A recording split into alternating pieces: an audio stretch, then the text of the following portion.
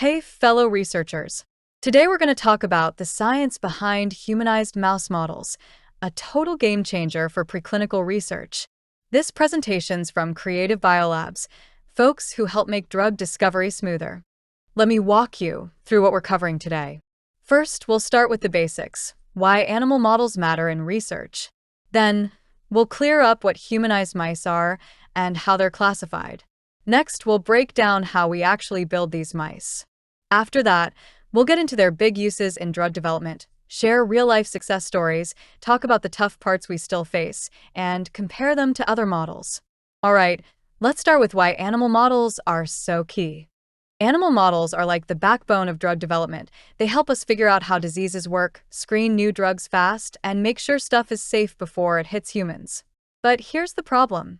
Regular models often flop when we try to apply findings to people. Up to 90% of preclinical results don't translate. That's where humanized mice come in.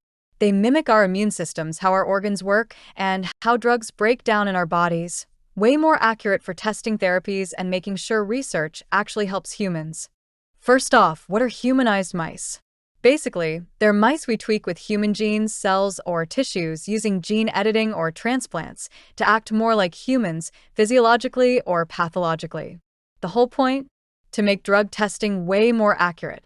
They break down into four main types. Genetic. We add or swap specific human genes, like immune checkpoint genes, to study how genes work or test drug targets. Cellular. We put human cells like stem cells or tumor cells into mice with weak immune systems, great for rebuilding human immune systems or making tumor models. Tissue. We transplant human tissues like liver tissue, perfect for studying how drugs metabolize or if they hurt the liver. Multi-humanized. We mix strategies like adding both a human immune system and liver for super complex simulations when we need a more human-like setup. Building humanized mice needs three main moves. First, gene editing. Think CRISPR/Cas9. It lets us stick human genes in or swap mouse genes out super precisely, and it's really efficient. Second, we use immunodeficient mice, strains like SCID or NODSCID. These mice don't reject human cells, so that's crucial for getting human cells to grow.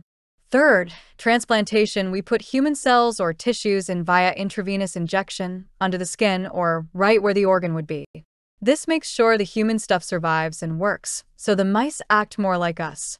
Together, these steps turn regular mice into humanized ones that bridge lab experiments and real body studies. Humanized mice are awesome for screening drugs and checking if they work.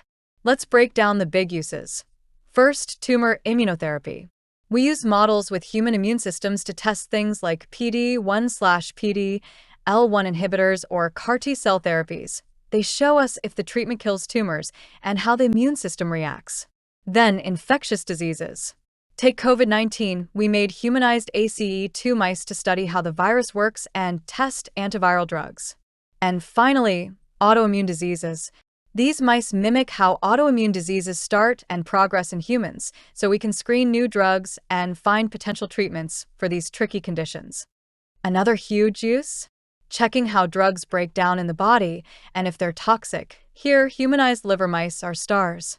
They work just like a human liver, so we can test if a drug hurts the liver or interacts with other drugs. The best part? They predict ADME, absorption, distribution, metabolism, excretion, way better than regular mice.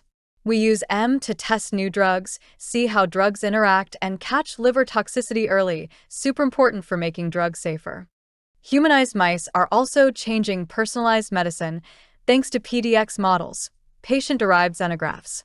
Here's how it works. We take tumor tissue from patients who agree to share it, transplant it into immunodeficient mice, and those mice become avatars of the patient's tumor. Then we test different drugs on the avatar, see what works, and use that to guide the patient's treatment. It speeds up how we turn lab findings into patient care, picks the best drug combinations, and keeps patients from getting treatments that don't work or cause side effects. Humanized mice have totally transformed tumor immunotherapy. Let's talk about the wins.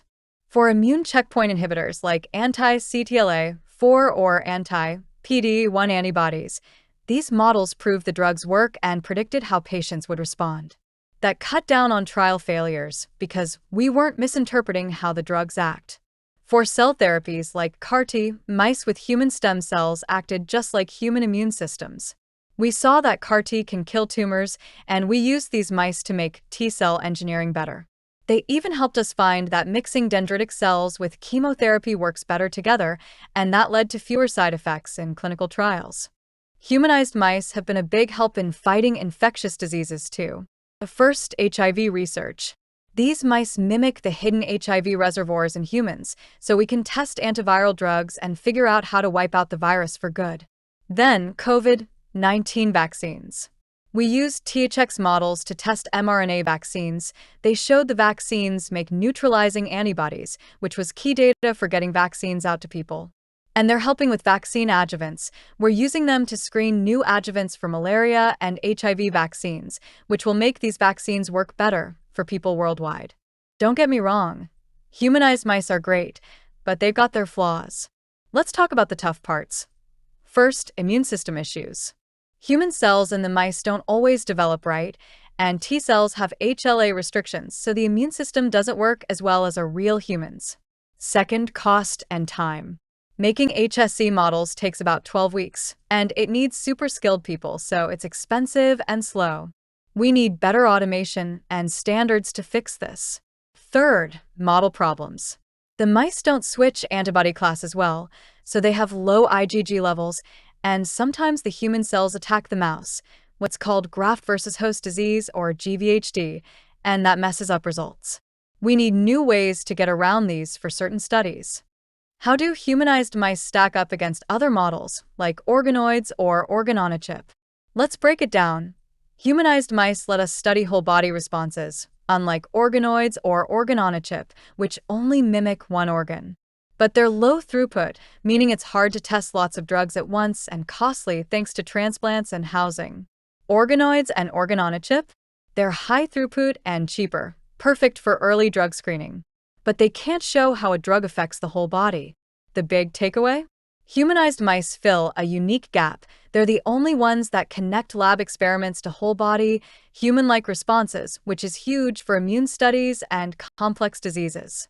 At Creative Biolabs, we've got all kinds of humanized mouse solutions for your research. Here's what we offer. Immune system models. We use immunodeficient mice with human cells, great for immunotherapy research. Tumor models. PDX models to test cancer therapies and do personalized medicine work. Organ-specific models. Liver and lung models for checking drug metabolism and toxicity. Custom models. If you need something specific, we'll build it just for your research. Our scientists are here to help. Let us bridge your lab work to real clinical success. Thanks so much for tuning in. If you're curious about humanized mouse models or our services, don't hesitate to reach out.